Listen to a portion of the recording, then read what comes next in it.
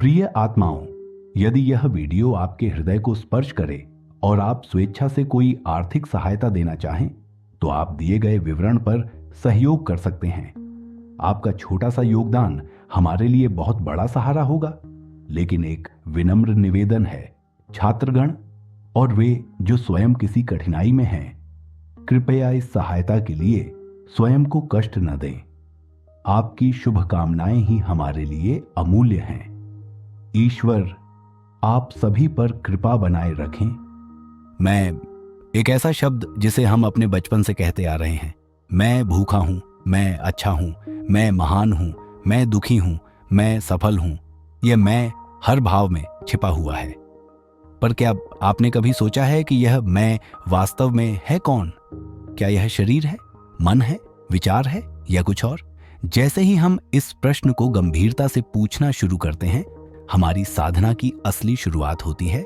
अहंकार की जड़ यही मैं है, यही वह बीज है जिससे मोह, क्रोध, लोभ, द्वेष, ईर्ष्या, हिंसा, तुलना, आत्मगौरव, श्रेष्ठता की भावना, हीनता की भावना, सब कुछ पनपता है। मैं का भाव जितना प्रबल होता है उतनी ही गहरी होती है हमारी पीड़ा। लेकिन जब मैं मिटता है तो शांति की एक ऐसी लहर भीतर बहने लगती है जिसे शब्दों में बांधना असंभव है। अहंकार कोई ऐसी चीज नहीं जिसे आप पकड़कर बाहर फेंक दें। ये कोई वस्तु नहीं है, ये एक भ्रम है। एक ऐसा भ्रम जिसे हमने वर्षों तक अपनी पहचान मान लिया है। जैसे धुएं को ठोस मान लिया जाए, वैसे ही मैं को हमने आत्मा समझ लिया। परंतु जब साधक गहराई से ध्यान में उतरता है तो उसे एहसास होता है कि मैं एक आवाज है जो भीतर से लगातार बोलती रहती है, कभी स्वयं को ऊंचा बताकर, कभी दूसरों को नीचा दिखाकर, कभी डराकर, कभी लालच देकर। यह मैं ही है जो कहता है, मुझे पहचानो, मुझे मान दो, मैं सही हूं, मैं सर्वश्रेष्ठ हूं।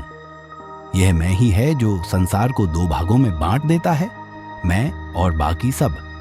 लेकिन जब साधक एकांत में बैठकर खुद को देखता है तो एक दिन वह मैं की खोखली आवाज को सुनता है, बिना प्रतिक्रिया के।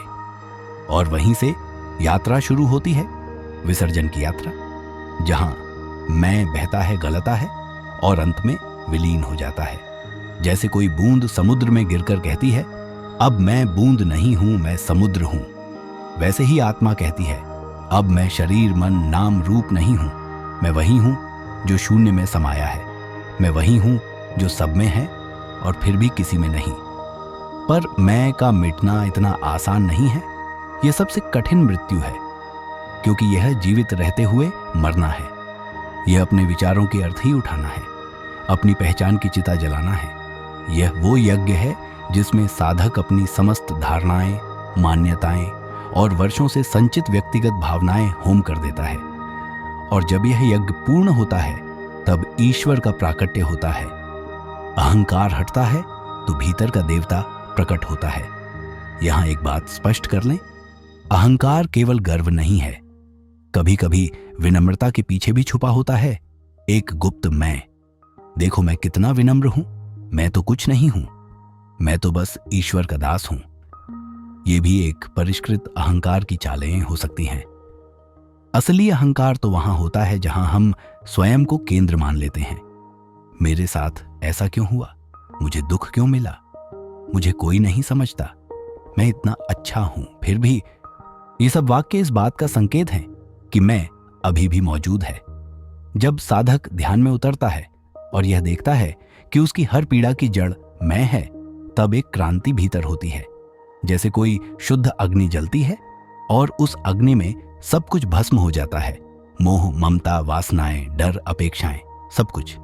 ये आग भीतर तब लगती है जब आत्मा सच्चाई को जानना चाहती है, न कि केवल सुख, चमत्कार, सिद्धियां या शांति। और तब वह आत्मा पूछती है, हे प्रभु, मुझे स्वयं से मुक्त कर दो, मुझे मेरे मैं से बचा लो। और ये प्रार्थना जब हृदय से निकलती है तब ब्रह्मांड का पूरा तंत्र सक्रिय हो जाता है आपकी सहायता के लिए। वास्तविक भक्ति वही है जिसमें भक्त स्वयं को मिटा देता है। जैसे मीरा ने कहा, मैं नाही मेरो कुछ नाही, सब कुछ तोर गोविंदा। जैसे तुलसीदास ने कहा, तुलसी मस्तक तब नवै, धनुष बाण लेहु हाथ। जैसे कबीर ने कहा, जब मैं था तब हरि नहीं, अब हरि हैं मैं नाही।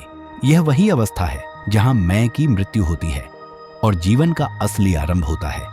अहंकार का अंतिम विसर्जन आत्मा की उस यात्रा का चरम बिंदु है जहां मैं और तू का भेद समाप्त हो जाता है। वहां कोई द्वंद्व नहीं होता, कोई तुलना नहीं होती, कोई डर नहीं होता, कोई भविष्य नहीं होता। केवल एक निर्विकार, निर्व्याज, निष्कलंक उपस्थित ऊर्जा होती है जिसे आप ईश्वर कह सकते हैं, आत्मा कह सकते हैं, परम शून्य कह सकते हैं या कुछ भी नहीं कह सकते, क्योंकि वहां शब्द समाप्त हो जाते हैं और मौन बोलने लगता है। यही मौन ही अंतिम उत्तर है और यह उत्तर तभी प्रकट होता है जब प्रश्न पूछने वाला मैं समाप्त हो जाए। यही कारण है कि हर प्राचीन परंपरा, चाहे वह सनातन हो, बौद्ध हो, सूफी हो या जैन, अंततः इसी बात पर पहुंचती है कि स्वयं को मिटाना ही सबसे बड़ा आत्मज्ञान है। मैं को समाप्त करना केवल एक दार्शनिक बात नहीं है, ये एक जीवित अनुभव है। ये एक ऐसा अनुभव है जो श्वासों के बीच घटता है, चेतना की गहराइयों में उतरते हुए होता है। ये कोई विचार नहीं है कि आप बैठकर सोच लें कि अब मैं अहंकार रहित हूं। नहीं, ऐसा नहीं होता। मैं एक परत नहीं है जो बाहर से दिखे। यह एक अत्यंत गुप्त बीज है जो हमारी समस्त प्रतिक्रियाओं, निर्णयों और भावनाओं की जड़ में छुपा होता है और यही कारण है कि इसकी पहचान कठिन है। अहंकार हमारे मन में इतने सूक्ष्म रूपों में प्रकट होता है कि कई बार हम उसे आध्यात्मिकता समझ लेते हैं। जैसे मैं दूसरों से ज्यादा साधक हूं, मैं अधिक ध्यान करता हूं, मैं अहंकार छोड़ चुका हूं। यह भी एक गहरा अहंकार ही है। जब कोई साधक ध्यान में बैठता है और केवल साक्षी बनकर स्वयं को देखता है, तब वह इन सभी परतों को पहचानना शुरू करता है। धीरे धीरे उसे यह दिखता है कि मैं हर जगह है, उसकी इच्छा में, उसके भय में, उसकी योजनाओं में, उसकी आलोचना में, उसकी प्रशंसा में भी। यह मैं हर सांस में छुपा हुआ है और जब यह दिखना शुरू होता है तभी भीतर एक गहन मौन जन्म लेता है। यह मौन कोई अभ्यास से प्राप्त नहीं होता, यह तो अहंकार के गलने से स्वतः उपजता है। जब हम किसी का अपमान सहते हैं तो भीतर चुभन क्यों होती है? क्योंकि मैं घायल होता है। जब कोई हमारी प्रशंसा करता है तो क्यों अच्छा लगता है? क्योंकि मैं फूल जाता है। लेकिन ये दोनों ही अवस्थाएं, घाव और फूलना, हमें बांधती हैं। मैं हर प्रतिक्रिया का कारण है। अगर कोई कहे तुम मूर्ख हो और भीतर कोई चुभन न हो तो समझो कि मैं कमजोर हो गया है। और एक दिन ऐसा आता है जब कोई कुछ भी कहे, भीतर मौन ही रहता है। यह कोई कठोरता नहीं है, यह निष्कलंक उपस्थिति है। मैं जब मिटता है तो दृष्टि बदलती है। फिर हम दूसरों को दोष देना बंद कर देते हैं। तब कोई शत्रु नहीं बचता, कोई प्रतियोगिता नहीं बचती। फिर जीवन एक लहर जैसा महसूस होता है जो आती है, जाती है और हम केवल साक्षी बने उसे बहते देखते हैं। तब भीतर कोई आकांक्षा नहीं होती, कोई अपेक्षा नहीं होती। आप केवल होते हैं बिना किसी प्रयोजन के। यह होना ही ध्यान है, यह होना ही भक्ति है। लेकिन मैं इतनी जल्दी हार नहीं मानता। जैसे सांप अपनी खाल बदलते हुए भी जिंदा रहता है, वैसे ही मैं भी एक रूप छोड़कर दूसरे रूप में आ जाता है। कभी साधु बनकर, कभी गुरु बनकर, कभी सेवक बनकर। इसलिए एक सजग साधक को निरंतर जागरूक रहना पड़ता है, हर क्षण, हर विचार, हर प्रतिक्रिया का निरीक्षण करते हुए। जब कोई कहे आप बहुत महान हैं और आप भीतर से हंस पड़े, ये जानते हुए कि यह मैं को पुष्ट करने की चाल है, तब समझो कि आप रास्ते पर हो। और जब कोई आपको नीचा दिखाए और आपके भीतर कोई प्रतिक्रिया ना हो, तब समझो कि मैं कमजोर हो रहा है। लेकिन जब कोई भीतर ही न बचे जो किसी बात से हिल जाए, तब समझो कि अब आप अस्तित्व के साथ एक हो चुके हो। यह विसर्जन कोई एक क्षण की बात नहीं है, यह एक निरंतर प्रक्रिया है। जैसे किसी नदी का जल हर पल सागर की ओर बहता है, वैसे ही साधक का मैं हर पल क्षीण होता जाता है, जब तक कि एक दिन वह सागर में लीन न हो जाए। और फिर वहां कोई नदी नहीं रहती, केवल सागर ही सागर होता है। कुछ साधक डरते हैं इस विसर्जन से, क्योंकि मैं को मिटाना मृत्यु के समान है। यह मृत्यु का अभ्यास है। और इसलिए जब कोई सच्चा साधक कहता है मुझे मुक्त कर दो, वह वास्तव में कह रहा होता है मुझे मेरे स्वयं से मुक्त कर दो। यही मोक्ष है, यही निर्वाण है। जब भीतर कुछ नहीं बचता जो यह कहे मैं जानता हूं, मैं पहुंचा हूं, मैं हूं, तभी वह मौन उत्पन्न होता है जिसमें ब्रह्म स्वयं प्रकट होता है। शास्त्रों में कहा गया अहम ब्रह्मास्मि।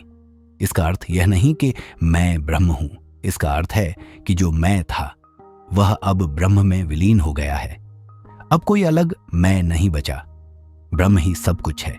यह कोई मानसिक कल्पना नहीं है, यह जीवित अनुभव है। और यह अनुभव तभी आता है जब हम भीतर के उस सूक्ष्मतम मैं को पहचान कर उसे विसर्जित करते हैं बारंबार।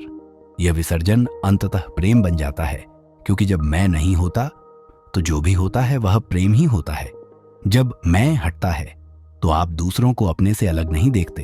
फिर पेड़, पशु, पत्थर, मनुष्य, देवता, सब में एक ही चेतना दिखाई देती है। फिर आप किसी को दुख नहीं दे सकते, क्योंकि कोई दूसरा है ही नहीं। फिर सेवा स्वाभाविक होती है, करुणा सहज होती है, मौन मधुर होता है। यही जीवन का परम रस है। मैं का मिटना एक युद्ध नहीं है, यह समर्पण है। यह किसी विजेता की तरह शत्रु को हराना नहीं है। यह उस शत्रु को गले लगाकर यह जान लेना है कि वह शत्रु कभी था ही नहीं। वह तो केवल भय का एक रूप था, भ्रम का एक परछाई था। साधक जब अहंकार से लड़ता है तो वह एक द्वंद्व में फंस जाता है, लेकिन जब वह सिर्फ उसे देखता है बिना प्रतिक्रिया के, तब वह धीरे धीरे सूखने लगता है, जैसे सूर्य की किरणें बर्फ को पिघला देती हैं। ध्यान का वास्तविक कार्य ही यही है, देखना और फिर देखना और फिर भी केवल देखना। जब आप विचारों को देखते हैं, भावनाओं को देखते हैं, अपने मैं को देखते हैं, बिना किसी निर्णय के, बिना किसी हस्तक्षेप के, तब एक दिव्य अग्नि प्रकट होती है। वह अग्नि न तो जलाती है, न पीड़ा देती है, वह तो शुद्ध करती है। वह एक तप है जो बिना ताप के भीतर घटता है, और उस तप में मैं हर रोज थोड़ा थोड़ा गलता है, जैसे कोई मोम का पुतला धूप में पिघलता चला जाए। कई लोग पूछते हैं, अगर मैं नहीं रहेगा तो क्या बचेगा? यही तो भय है, यही तो वजह है कि हम उसे पकड़ कर रखते हैं। लेकिन सच यही है, जब मैं नहीं रहता तब पहली बार जो बचता है वही सत्य होता है। फिर जो कुछ बचता है वह शुद्ध चेतना होती है, जिसमें न नाम होता है, न रूप, न पहचान, न स्मृति। फिर जीवन स्वयं में एक संगीत बन जाता है, जिसमें कोई वादक नहीं होता, केवल स्वर लहरियाओं होती हैं। इस अवस्था को पाने के लिए न किसी आश्रम की आवश्यकता है, न किसी दीक्षा की, न किसी विशेष विधि की। केवल एक बात की जरूरत है, पूर्ण ईमानदारी और लगातार देखना। और यह देखना कोई क्रिया नहीं है, यह तो बस सहजता है। जैसे कोई बच्चा कौतूहल से किसी तितली को देखता है, वैसे ही आप अपने भीतर की हर प्रतिक्रिया को देखिए। जब गुस्सा आता है देखिए, जब दुख आता है देखिए, जब कोई कहे तुम गलत हो और आपके भीतर कुछ कांपता है उसे देखिए। बस इतना ही।